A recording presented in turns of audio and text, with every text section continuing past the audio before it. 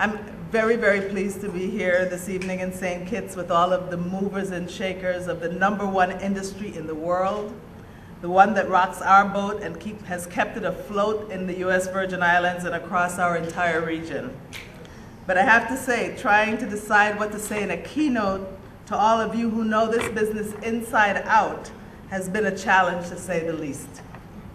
Minister Skerritt, you know that I was surprised to see you at the graduation in St. Croix, so you caught me off guard in a weak moment. So here I am, wedged between two debates at home, trying to say something significant in a keynote to friends who know more about tourism than I will ever know. So I hope you'll accept my remarks in the supportive spirit in which they are offered. But the other side of the truth is that I'm glad for the respite. And more importantly, in preparing to come here, I learned a lot about CTO, more about the industry itself, our trials and our triumphs, and the challenges that we face, but challenges which I know we will meet because we have an amazing product, individually and together. So let me begin by bringing greetings from the Congress of the United States, but especially from your foremost advocates, the members of the Congressional Black Caucus, and our newly reconstituted bipartisan Friends of the Caribbean Caucus, but also as a Democrat from the head of our party, President Barack Obama.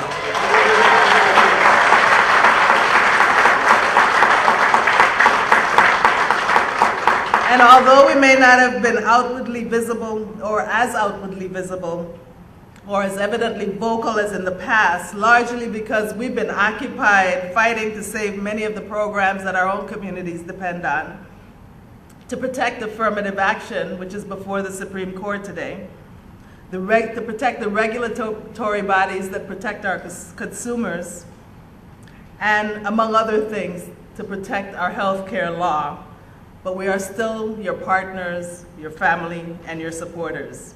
And I know you must be perplexed about why there is so much conflict in a country with the resources that many of you wish you had in your own countries over something that you have always considered a basic right, ensuring that everyone has access to health care. But that's what we have been dealing with literally daily. We've also lost some key individuals, Donald Payne in particular, who we miss greatly, and I understand that we recently lost Mervyn Dimely, a former member of Congress, who I believe was the first Caribbean-born member of the U.S. House. We've lost some organizations. Those people and those organizations often provided the opportunities that brought us together. But please be assured that as long as Yvette Clarke and I are there, we will ensure that the Congress and the White House respond to your needs and interests, because we clearly understand that your needs and interests and concerns are ours, and how the policies that we create, some of which you heard from Minister Skerritt tonight, have great potential for negative, but they can also have potential for positive impacts on our small islands. And we also know that while all of us here have worked to diversify our economies individually and as a region, we in the Congress have to do what we can to support tourism, which remains our bedrock. So what is the state of the industry, and how do we develop a winning tourism strategy? From my research, I travel with this much in papers coming here. The industry in our region is strong, but greatly challenged. As a draft from an ICOMOS report states, tourism itself is becoming an increasingly complex phenomenon with political, economic, social, cultural, educational, biophysical, ecological, and aesthetic dimensions. The beneficial interaction between the potentially conflicting expectations and aspirations of visitors and host or local communities presents many challenges, but he also says, and opportunities. The key is that the opportunities are there for that winning strategy. But let's look at the challenges first. We find ourselves in a time and a situation where we're challenged by the economic turbulence in the US and Europe. For the US and Canada, you're close, accessible, so they will continue to come, but the European visitors are down, except for special tours like ours from Denmark. But even the Danish charters, which were a boon to us in an otherwise down market, is threatened today by the closure of our oil refinery, Hovensa, and uncertainties about fuel costs. We're challenged by airline costs, bankruptcies, contract disputes, and changing routes.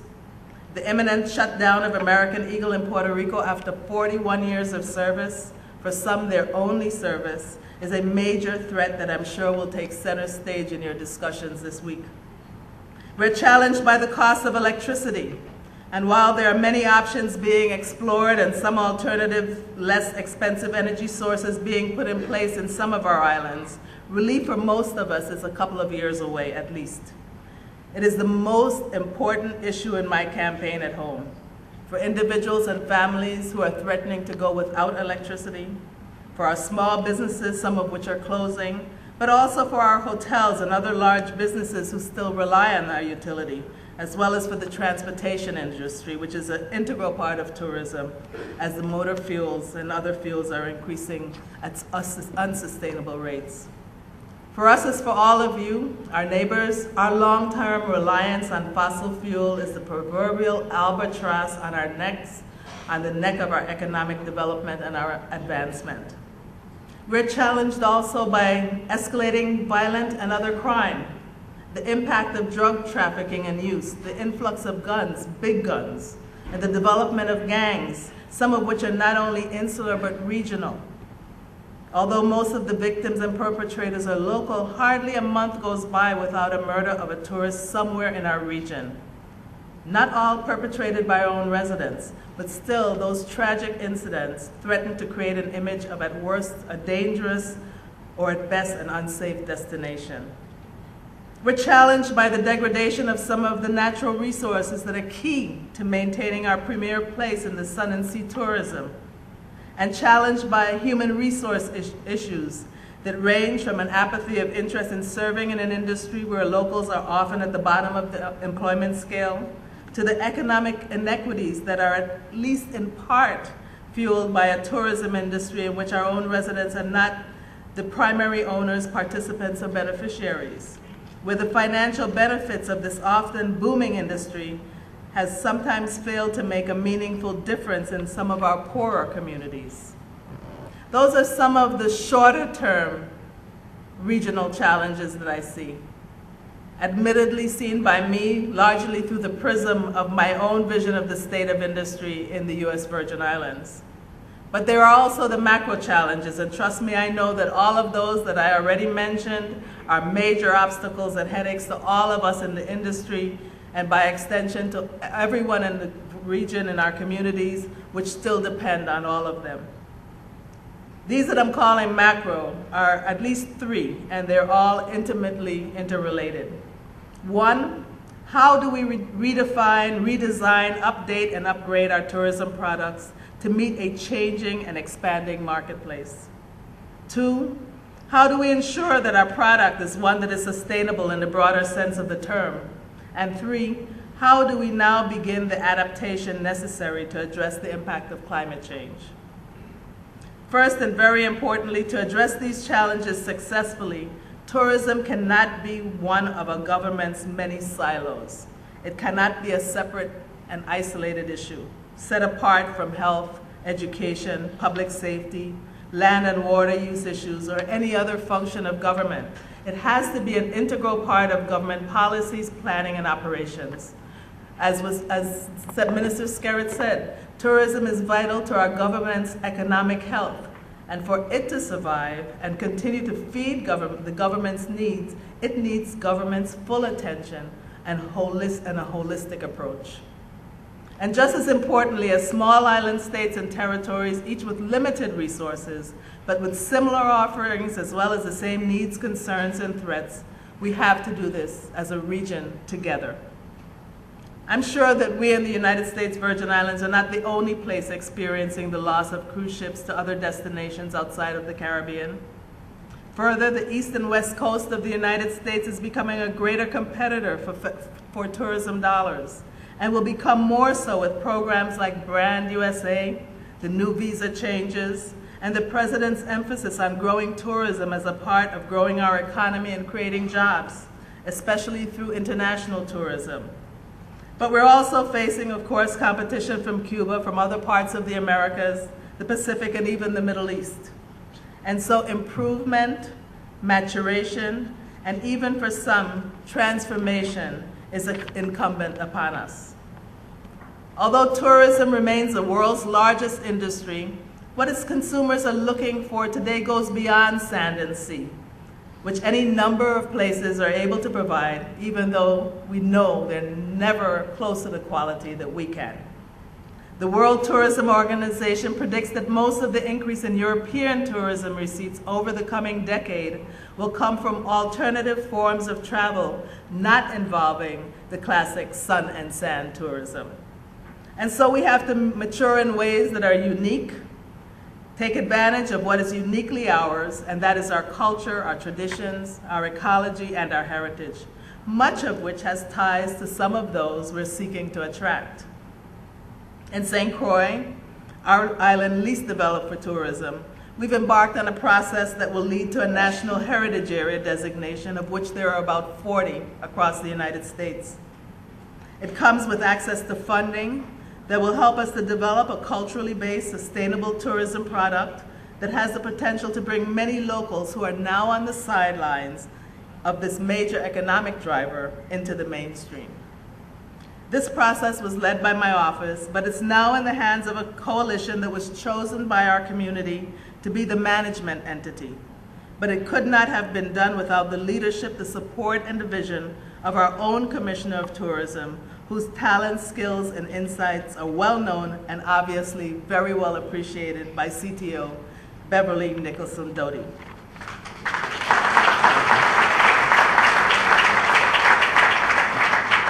And although St. Thomas is far and away well developed in the more traditional tourism model, there too changes and enhancements are underway to increase their cultural and heritage tourism offerings.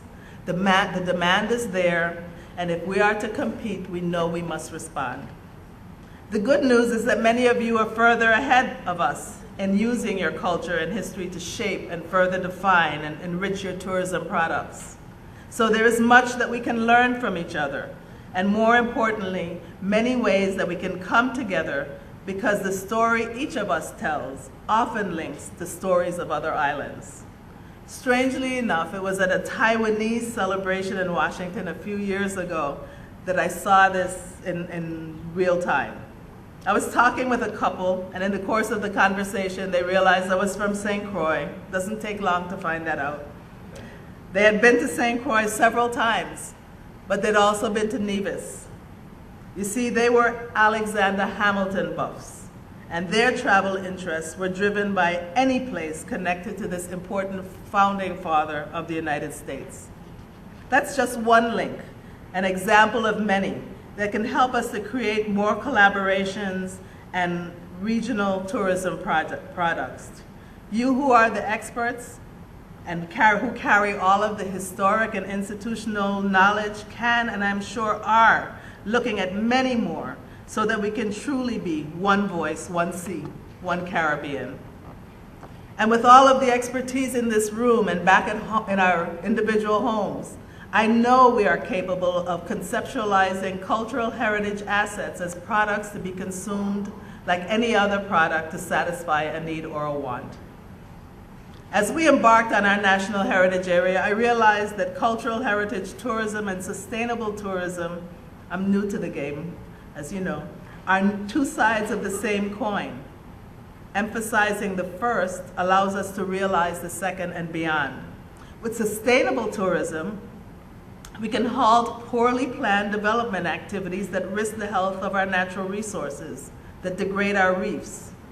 We can enhance the education and human development of our populace.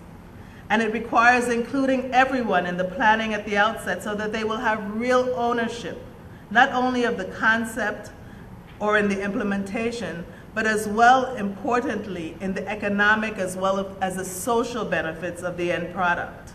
The full impact of this approach reaches far beyond tourism itself, to the fuller well-being and quality of life of all who live in our little pieces of paradise. As pointed out in Dr. James Goodwin's paper, it balances the interests of the host communities with those of the visiting tourists. I like the WTO definition, which says, sustainable tourism development meets the needs of present tourists and host regions while protecting and enhancing opportunities for the future.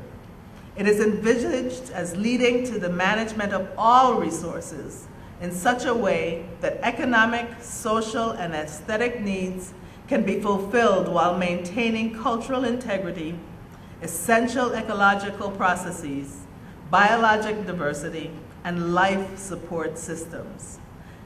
This is really the ultimate goal that many of us have been seeking to achieve throughout the public service in our different spheres. Imagine that it is tourism and this organization and its partners that can lead the way. And the best part is that there is much support for this imperative at the world, hemispheric, and regional levels. But then there's climate change. I spoke earlier about the need for governmental involvement, and it doesn't help that bodies like the one I serve in, that there's denial of climate change and our human involvement in it. That denial has unfortunately found its expression in legislation that not only seeks to deny climate change, but worse, to reverse regulations put in place to slow that change and to reduce the impacts that we are already experiencing here in the region. And their head in the sand posturing has the untoward potential to overturn all that we have done and are doing to improve and strengthen our tourism sector. Just one reason why our national election is so important. We in the Caribbean have frequently been cited as having the most at stake and also likely to have the most devastating impact from the outcomes of climate change. Of course, with our limited resources, we unfortunately are also less capable of responding to it. And so despite the heavy costs involved there, we must plan for adaptation. But we cannot do it singularly. We must pool our resources, our expertise, and our influence to do it together. We cannot afford not to. From the increasing impact of storms, to droughts and their impact on agriculture and landscapes, to the rising sea levels and the degradation of our natural and even historic resources, which are critical to the cultural heritage tourism that we all agree needs to be the foundation of the future of this industry. There are a myriad of impacts that all measure up to a perfect storm. And so it's clear that the costs of not adapting now, as much as we can, are so great as to be unsustainable. In one paper that looked at only 9 countries in our basin, the estimated cost of climate change to Caribbean tourism under 3 different scenarios were all very high and range from $43.9 billion to $46.3 billion US. Just the total economic value of only the reefs in the US Virgin Islands, on which we depend for food, recreation, and tourism dollars, and which are all under siege from climate change, as well as a variety of preventable sources, that has been estimated at $187 million per year. So there's a very lot at stake, as though we needed another challenge to tackle. And so we need the help of the international community. Thankfully, at Rio 20, despite the low expectations, not only was there a clear enunciation of the imperative to address, quote, unacceptable risks that would trigger abrupt and irreversible change with catastrophic outcomes for human societies and life as we know it, as stated by the Secretary General's high-level panel, but there was also a commitment to provide assistance to small economies and small island states. It is up to us, all of us, including the United States as your partner, through us in the Congress with our president, to keep the pressure on to make sure this goes from words on paper to real life and real-time action. So yes, we have challenges. And perhaps because of our small sizes in area and population and our limited resources, they can seem more daunting than elsewhere. But we've had a Caribbean Regional Sustainable Tourism Development Program funded internationally, which created a framework, standards, provided training and enhanced research capabilities, provided a great foundation on which we can move forward. We also have a real on-the-ground important tool that CTO itself created some years ago, that others like Brand USA have modeled themselves on, but perhaps remains underutilized for our regional benefit. That's the Caribbean Tourism Development Company, which I believe was launched in the USVI, and of which Richard Domingue, chair of the Caribbean Hotel and Tourism Association, is a co-chair. Just a few months ago, our outgoing chair and also CTDC co-chair, Minister Ricky Skerritt, relaunched the website and signaled a revitalization of the CTDC, the Marketing and Business Development Unit of CTO. This public-private partnership is especially well poised and capable of playing a key role in helping to overcome today's challenges and taking advantage of the opportunities that they hold. And we have supporters, the media who can tell our stories in the way they need to be told, our sponsors, our partners in business and governments, and we have a world that seems to have finally begun to see us as fully a part, who share the dreams and the aspirations of all of our global brothers and sisters, but need special attention and special support. And key to our future, we have the strengths that have enabled us to overcome natural and man-made adversity. And we're not bereft of resources. We have our God-given natural ones. We have our amazing, smart, resilient, creative, dedicated, proud people with their unconquerable and incomparable spirit and unquenchable faith in God and in ourselves. We need to maximize on all of the positives that exist and minimize the doubts and the things that hold us back. I know that we can, and we know that the key is in Caribbean unity, overcoming all of the challenges in energy, in security, in fighting drugs, gangs and crime, filling the airline gap, addressing climate change is all the more possible if we do it together in a stronger, enduring regional partnership.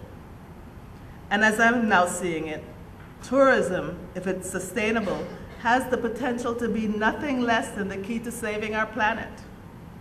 And this region, with all its potential, if we come together, can be the key to leading the way, precisely because of our size, but also because of our location in the center of this great hemisphere, because of the largeness and connectedness of the history that we celebrate, and because of the indomitable will of our wonderful people who will be the key to it all. But I also have to add here that anyone who had the awesome opportunity to attend the Youth Congress and hear the outstanding presentations of our young people as they express the state of Caribbean tourism through the eyes of our tomorrow knows that we can walk into that tomorrow with added confidence because we have the key to that winning strategy.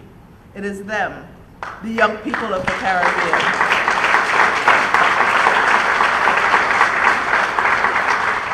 So thank you for giving me the opportunity to take a day away from the campaign silly season, as President Obama calls it. But a bigger thank you for the opportunity your invitation afforded me to gain a better understanding of our tourism industry.